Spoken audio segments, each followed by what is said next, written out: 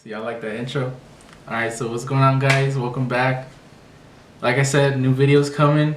Here's one. We're going to talk about the NBA Finals. But I'm a little late. Missed 2 games, but no worries. We can talk about them right now. Game 3 is probably going to happen, you know, when I post it. So, alright, so let's go. Thoughts on what was going to happen initially. I mean, I don't think any of us are surprised. Warriors, Cavs. We all saw this coming. You know, I hoped, because I'm a Celtics fan, y'all know that, but, you know, I hope they could have pulled it out. Game 7, they had it at home. They choked. They got scared. I'll talk about that later, but, yeah, I don't think we're surprised. I think we're a little surprised on how long it took to get here, but it was inevitable. You got KD.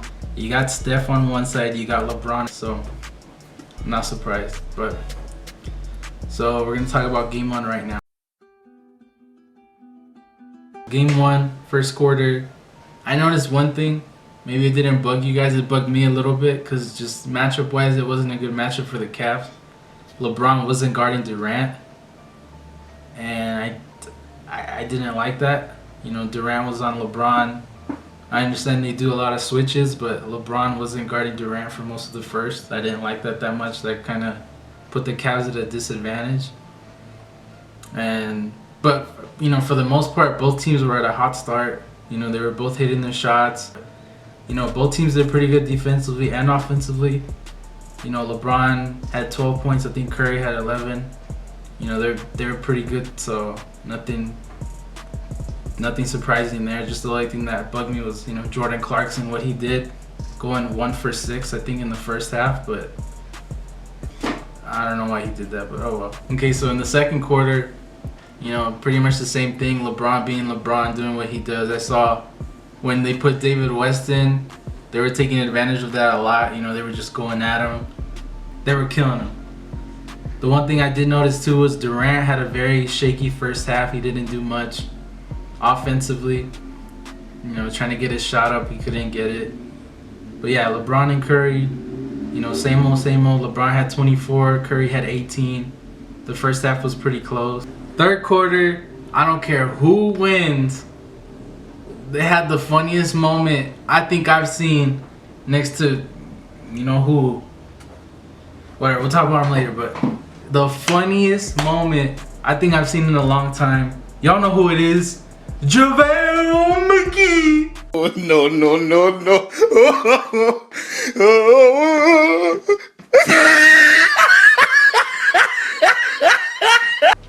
Boy, whose man's is that? Like, I'm serious, man. This is ridiculous.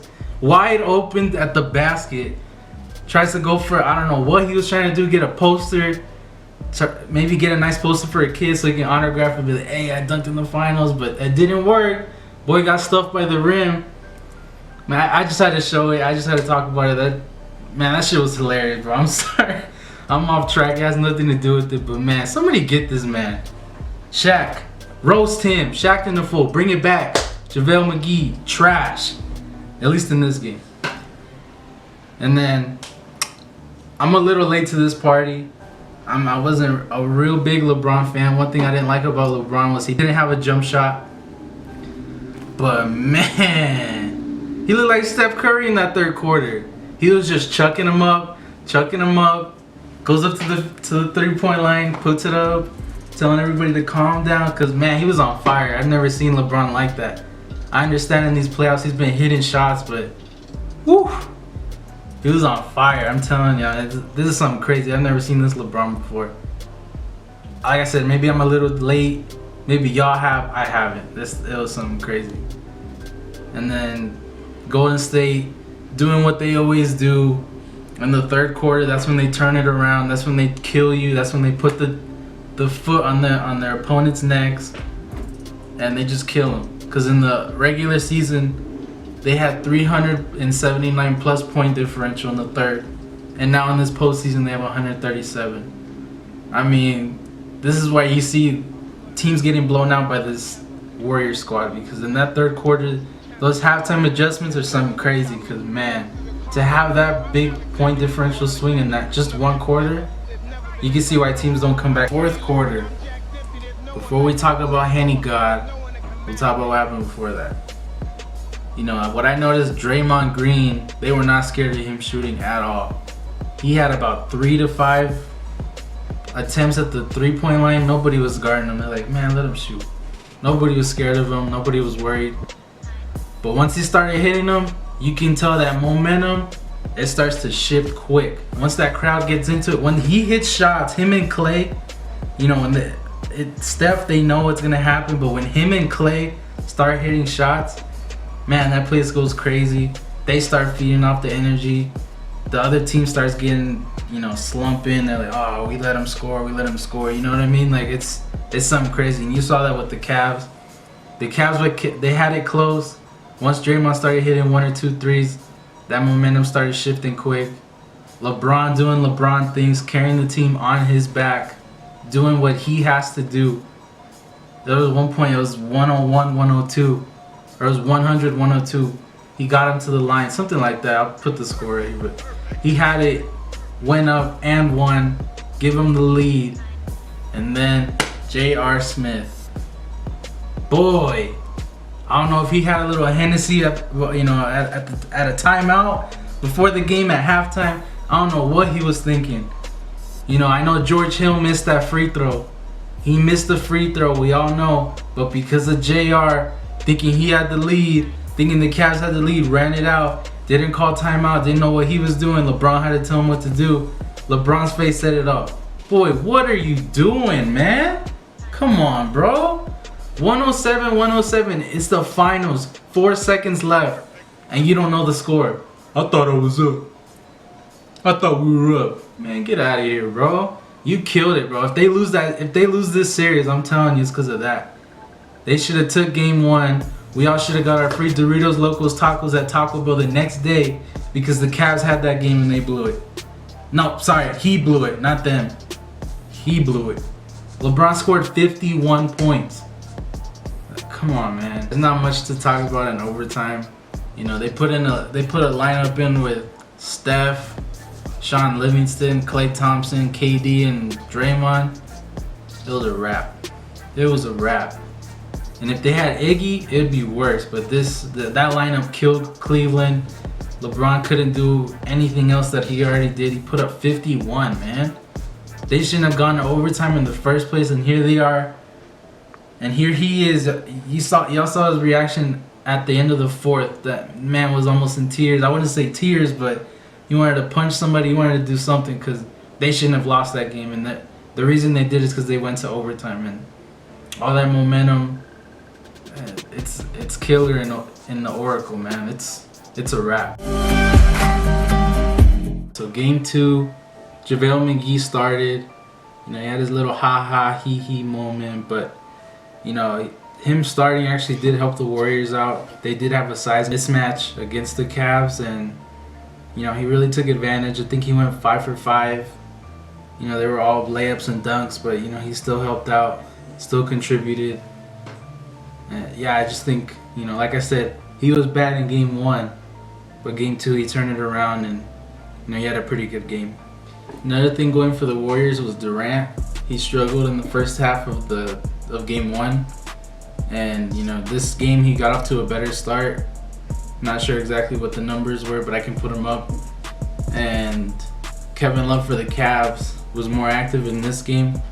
You know, rebounding wise, you know, offensive rebounds is one thing that Cavs are pretty good at, and Kevin Love helped them out even more in this game. He was pretty aggressive scoring wise, but, you know, offensive boards and, you know, just rebounding was the one thing that he helped them out in the first quarter, but nothing else really significant in that quarter. You know, obviously, besides Jordan Clarkson trying to play hero ball in the first quarter, didn't see much of him after the game. I'm not surprised about that. So until the very end, but I'm not surprised that he got taken out. One thing about the Cavs is they were pretty good defensively in this first quarter. Just the offense wasn't picking it up. It was mostly LeBron. He scored most of the points in the first quarter. I mean, him and Kevin Love mostly took care of the load first quarter-wise. I think Tristan Thompson contributed a little bit as well, but yeah, they couldn't hit shots. I mean, it was just terrible. Okay, so second quarter, Cavs were struggling offensively. Nothing really went for them. Just they got to the basket a lot of times, but they didn't finish. And they're playing basketball. They need to score points, and obviously they didn't help out LeBron. I mean, LeBron did his thing, of course. All right, so we're just gonna get the second quarter out of the way, because look, we'll just talk about the Warriors.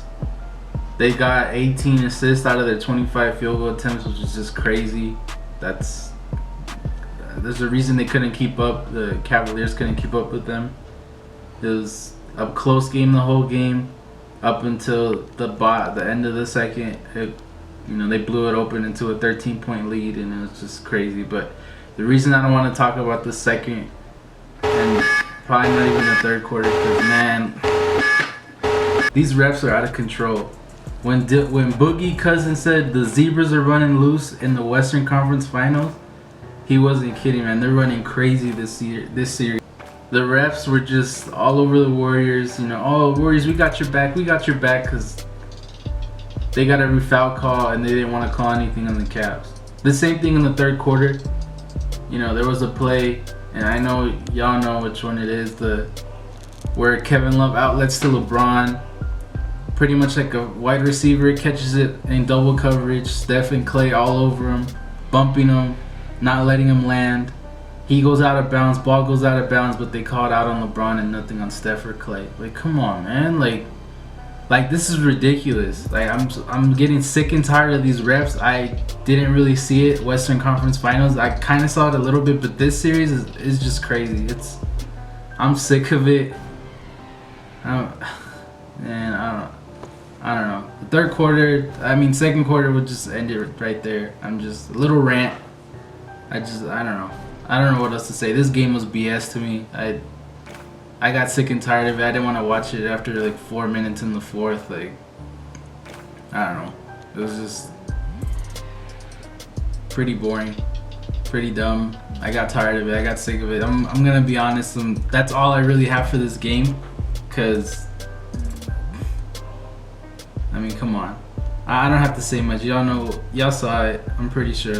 I'm gonna end it right there. Not sure what I'm gonna do for Game 3. If I'm gonna do a separate video or just wait until Game 4 and do the same thing as this one. But yeah, thanks for watching. Thanks for sticking it through, and we'll be back. Thank you. See. Yeah. Hey, I work hard every motherfucking day. And just one more thing. Are y'all kidding me with this play? Oh, but Curry recovers. Shot clock winding down. Curry's gonna have to put it up, launches it up. Shot clock. Oh, he knocks it down.